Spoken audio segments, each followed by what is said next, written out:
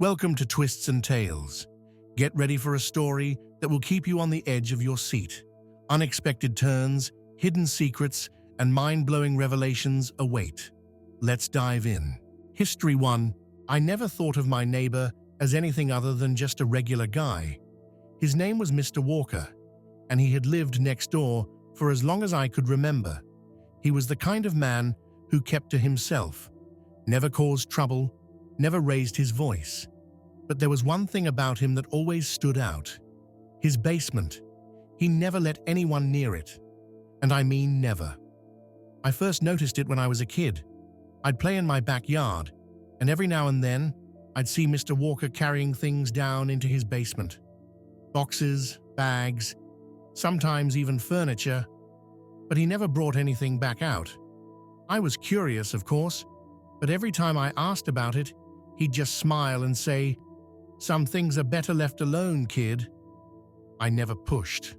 Until one night, I saw something I wasn't supposed to see. It was late, past midnight. I had just gotten home when I noticed a faint glow coming from Mr. Walker's basement window. The curtains were drawn, but I could see shadows moving inside. And then I heard it, a low, muffled scream. My stomach tightened. My brain told me to walk away, to forget I had heard anything. But my legs had a different idea. I stepped closer. That's when I saw it. Mr. Walker dragging something heavy across the floor. It looked like a body. I stumbled backward, my heart pounding. Should I call the police? Should I run? I didn't know what to do, but my curiosity was stronger than my fear. So I waited. At around 3 a.m., Mr. Walker finally left his house. I watched as he got into his car and drove away. This was my chance. I crept across the yard, heart hammering in my chest. The basement door was locked, of course, but the window was open, just a crack. With shaking hands, I pushed it open and slipped inside. The air was thick with dust and something else. Something rotten. I covered my nose, trying not to gag. The room was cluttered with old furniture, broken appliances, and a massive wooden chest right in the middle of the floor. The same chest I had seen Mr. Walker dragging earlier. I took a deep breath and stepped forward. My fingers trembled as I lifted the lid. Inside, bones, human bones. My breath caught in my throat. Some were old, yellowed with age, but others looked fresh. My mind raced. Who were they? Where did they come from? And then I noticed something even worse. A photo album sitting beside the chest. With shaking hands, I flipped it open. Inside were pictures, dozens of them. Some were faded and black and white, others were newer. But they all had one thing in common. Each photo showed a person, and each one had an X drawn over their face. My blood turned to ice. That's when I heard the floor creak above me. Mr. Walker was back. I panicked. My eyes darted around the room, searching for a place to hide. But there was nowhere. Footsteps, coming down the stairs. I did the only thing I could think of. I slid inside the chest and pulled the lid down just enough to leave a crack for air. My body pressed against the bones, my breath shallow. The basement door swung open. I could hear him moving around, muttering to himself. Then he stopped, right next to the chest. The lid shifted slightly. I bit my lip to keep from screaming, and then silence. For what felt like an eternity, I didn't move. I didn't breathe. And then finally, he turned and walked away. The basement door shut. I waited until I was sure he was gone. Then, as quietly as I could, I lifted the lid and crawled out. I didn't bother with the window. I ran straight for the basement door, unlocked it, and bolted out into the night. I didn't sleep. I didn't eat. The next morning, I called the police. When they arrived, they found the chest, the bones, the the photos, and something even worse, a list. My name was on it. Mr. Walker was arrested that same day. Turns out he had been doing this for decades. The bones belonged to people who had gone missing over the years, people nobody had ever found. If I hadn't gone into that basement, I might have been next. History too, it started on an ordinary Thursday. My best friend Jake and I had planned to meet up after work, just like always. But he never showed up. At first, I thought maybe he got caught up with something. But when he didn't answer my texts or my calls, I knew something was wrong. I went to his apartment. His car was there, his keys on the counter, his phone charging by the bed. Everything looked normal. But Jake was gone. Days turned into weeks. His family was desperate, the police were clueless, and the search efforts led nowhere. It was like he had vanished into thin air. Then, 3 weeks later, I saw him. I was scrolling through TikTok, mindlessly swiping through videos, when suddenly, there he was. At first, I thought my mind was playing tricks on me. But no, it was Jake. He looked different. His face was pale, his eyes vacant. He was wearing a hoodie I'd never seen before. And the strangest part? He wasn't alone. The video showed him standing in a dimly lit room with a group of people. They were all dressed in the same black hoodies, their faces obscured by shadows. The caption read, "Join us. Watch closely." I felt sick. My fingers trembled as I scrolled through the comments. People were freaking out. Who are these guys? Is this real? This feels like some cult thing. I clicked on the profile that posted the video. It was an anonymous account. No name, no bio, just dozens of cryptic clips. And in each one, Jake was there. Sometimes he was sitting in a dark room, staring at the camera, motionless. Other times, he was whispering strange words, his voice barely audible. But the worst video, the one that haunted me, was the one posted just a few hours before I found the account. It showed Jake standing at the edge of a bridge. Behind him, the same hooded figures stood silently. No one moved.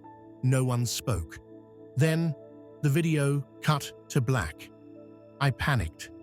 I tried messaging the account, but there was no response. I sent the link to the police, but they dismissed it, said it was probably staged or just another internet hoax. But I knew it was real. Determined to find him, I spent hours analyzing the videos, looking for any clue. And then finally, I found something. In the background of one clip, I saw a flickering neon sign. It was partially cut off, but I could make out the letters MOTEL. A quick search led me to an abandoned motel just outside town. I drove there that same night. The place was falling apart, covered in graffiti, completely deserted, or so I thought. As I stepped inside, my flashlight flickered. The air was heavy, filled with the scent of mold and something else. Something metallic. Blood. I moved carefully through the dark hallways, following the eerie silence. Then, footsteps. I ducked behind a broken vending machine, holding my breath. A figure in a black hoodie walked past me, dragging something heavy. Then a door creaked open. I waited until the footsteps faded, then crept toward the sound. Behind the door was a staircase leading down to the basement. I swallowed hard. Every instinct screamed at me to turn back, but I couldn't. I descended. At the bottom, I found a room lit by a single, flickering bulb. The walls were covered in strange symbols, and in the center of the room was Jake. He was tied to a chair, his wrists bruised, his face hollow and exhausted. His eyes met mine, and for the first time in weeks, he spoke. "You shouldn't be here." A chill ran down my spine. Before I could respond, a voice echoed from the darkness. "He belongs to us now." I spun around. The hooded figures stood in the doorway, blocking my escape. Jake's breathing was ragged. "Run," he whispered, but it was too late. The light flickered, then went out. History 3. It was supposed to be just another ordinary night. My wife, Emily, and I were sitting on the couch, watching Netflix. She was casually scrolling through her phone, lost in whatever she was reading. I picked up my own phone, bored, and opened Tinder. I know what you're thinking. Why was I on Tinder if I'm married? Well, it wasn't what it seemed. A friend of mine had just gone through a messy breakup and wanted me to help him set up his Tinder profile.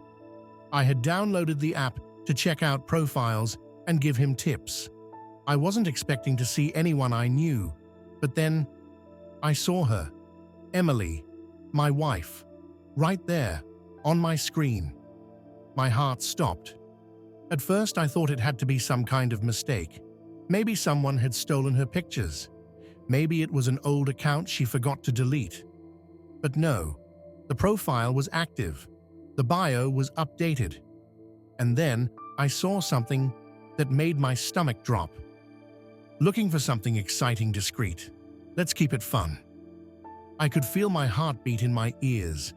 My hands started shaking. I turned to look at her. She was still scrolling through her phone, completely unaware that I was staring at her Tinder profile. I had two choices: confront her immediately, gather more information before making a move. I chose the second option. I swiped right, and within seconds, we matched. I nearly dropped my phone. I looked at her again. No reaction, no sudden movements. She had no idea. I clicked on the chat. A message popped up almost instantly. "Hey there, you look cute." I wanted to throw up. I stared at her, still sitting next to me, her expression completely normal. How could she text me on Tinder while sitting right beside me? I decided to play along. Me: "Hey, you seem fun. What are you looking for?" A moment passed. Then her fingers moved on her phone. A second later, my screen lit up. "Just looking for someone who can keep a secret." That was it. I turned to her and, in the calmest voice I could manage, said, "So, how long have you been on Tinder?" Her reaction? Priceless. Her body stiffened. Her fingers froze on the screen. Slowly, she turned to me, eyes wide, face pale. What?" she stammered. I tilted my phone toward her, showing our Tinder chat. The color drained from her face. I can explain." "Please do," I said, my voice shaking. She started rambling. Something about a joke, something about her friends setting it up, something about not meaning to do anything. But I had already seen enough. The real Emily, the one who promised honesty, the one who told me she loved me, was a lie. I stood up. "You've already said enough." She reached for my hand, but I pulled away. That was the night I realized that trust can be shattered in seconds, and some betrayals you just can't forgive. History 4. I never expected to find it. Not after 40 years of marriage, not after everything we had been through together. But that letter, that single yellowed piece of paper hidden in an old shoebox, changed everything I thought I knew about my wife, about us. It was a normal afternoon, the kind of quiet, peaceful day we'd gotten used to over the years. I was cleaning out the attic, sorting through boxes of old memories, things we'd collected over a lifetime, photos, postcards, little souvenirs from trips we'd taken together. There were even a few items from when the kids were young. Nostalgia filled the air. And then I found it. A small, crumpled envelope with my wife's handwriting on the front. My heart skipped a beat. I knew I shouldn't open it. It was strange. Why would she have kept it? It was from the past, years ago. But curiosity got the best of me. I shouldn't have opened it, but I did. Inside was a letter, dated June 12th, 1983. My hands trembled as I read the words, unsure of what I was about to uncover. My love, I can't stop thinking about last night. Every moment with you feels so right, and yet so wrong. I know I have to make a choice, but how do I let go of something so perfect? My heart pounded. My vision blurred. I couldn't breathe. I read it again and again. My brain refused to process the reality. This was not written for me. This was not for my eyes. I stopped reading for a moment, trying to steady my hands. This wasn't just a letter. It was a confession. She had been with someone else. A secret I didn't know about. One buried deep in the past. How could she hide something like this from me for so long?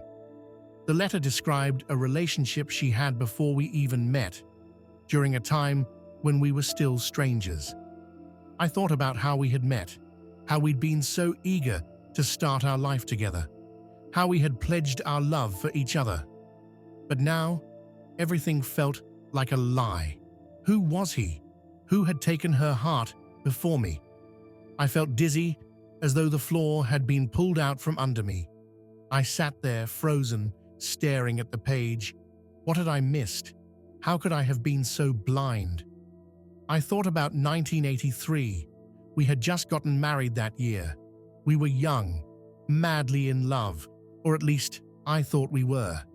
The idea that she might have had feelings for someone else during that time was unbearable. But the letter made it clear. Her heart wasn't entirely mine when we started our life together. Was I just her second choice? Was I the one who had been left behind when she couldn't have him? The flood of emotions overwhelmed me. Anger, sadness, confusion. I didn't know how to handle it. I had lived all these years with a woman who had betrayed me, and I never knew. I wanted to confront her. I wanted to scream, to demand answers. But what would I gain from that? The truth was already in front of me. It was written in her own hand. The choice had already been made, long before I found that letter. I couldn't help but wonder if she had ever truly loved me the way I loved her. Did she settle for me because she couldn't have him? Or was I the one who was always meant to be in her life, even if my place wasn't where I thought it was? That night, as I lay in bed beside her, I stared at the ceiling. I couldn't stop thinking about what I had just uncovered. The woman lying next to me had been the one I trusted the most, the one I thought I knew better than anyone. How could I have been so blind? How could she have kept this from me all these years? I didn't say a word to her. I kept it to myself, buried deep inside. I didn't know if I could bear the weight of the truth. And yet as I lay there, I realized something important. The love we built over 4 decades wasn't just built on the memories of the past. It was built on what we had become in the present. Could I forgive her? Could I live with the knowledge that she had kept this secret for so long? Or was our relationship doomed, based on a lie that I couldn't forget? I thought about everything we had been through together, the ups, the downs, the challenges we had faced as a couple. I thought about the way she cared for me, the way we had shared so many moments of joy and pain. Did this one secret overshadow all of that?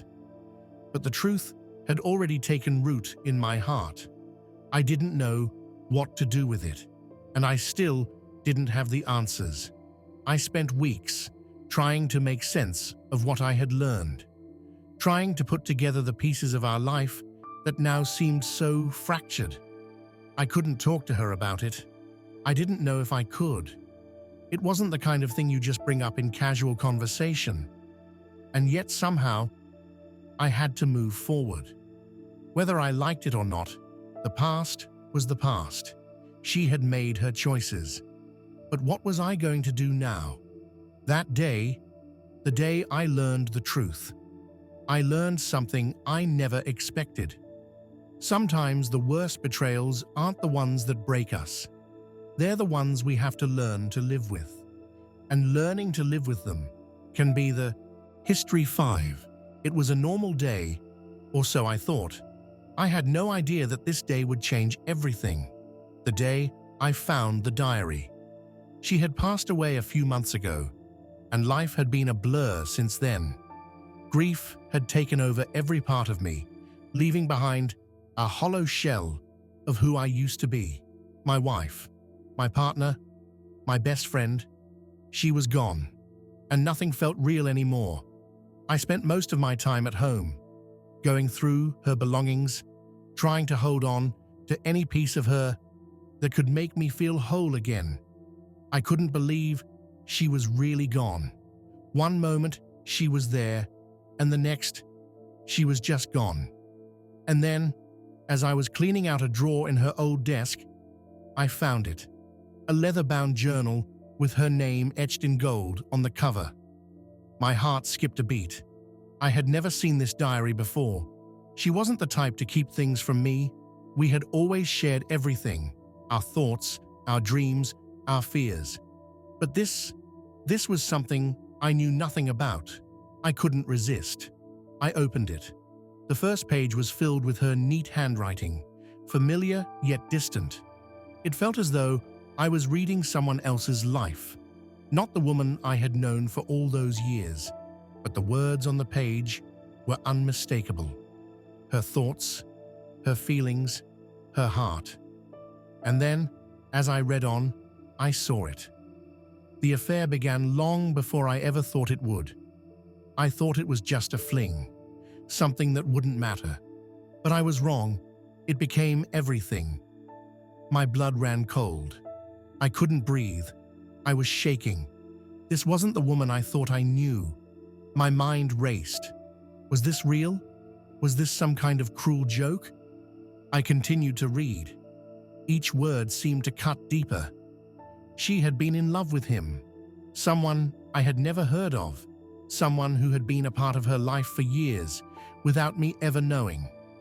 The affair had started long before we even got married, and it lasted through our entire relationship. I can't stop thinking about him. Even when I'm with my husband, my mind is somewhere else. I know it's wrong, but I can't help myself. I couldn't believe it. My wife, the woman I thought was loyal to me, had been carrying on a secret life, a life I never knew existed. I didn't know who to be angry with. Her, him, myself, for not seeing the signs. It's been so long now. I feel trapped, but I can't let go. I can't let him go. He's my soul, and I don't know what I would do without him. She had called him her soul. The words stung like nothing I had ever felt before. How could she love someone else all those years? How could she lie to me, to our children, to everyone who trusted her? As I read through the pages, the affair seemed to take on a life of its own. It wasn't just a brief lapse in judgment. It was a deep, passionate connection that had grown over time. It had become a part of her, a part of our marriage, even though I was completely unaware. I don't know how much longer I can keep this hidden. He wants more, I want more. But I'm afraid of what will happen if my husband ever finds out. He loves me, but he doesn't know me. The words burned into my mind. The woman I thought I knew, the woman I had shared everything with, had been lying to me for so long. And I had never known. I had never suspected. I kept reading, even though every page made my heart ache. Each entry was more heartbreaking than the last. She had tried to end the affair, but each time, he pulled her back in. He was her addiction, her weakness, her escape. I was just the man she had married, the man who had no idea what was happening behind closed doors. I don't know if I can keep doing this, but I can't stop. I love him, and I will always love him. The final entry was written just a week before her passing. There were no more words after that. Just a page left empty, as if she had finally run out of things to say. I closed the diary, my hands trembling. I didn't know what to do with this information. How could I ever look at her the same way again? How could I ever trust her memory? For all those years, I had lived with a woman who had carried a secret that changed everything. The woman I had loved had never truly been mine.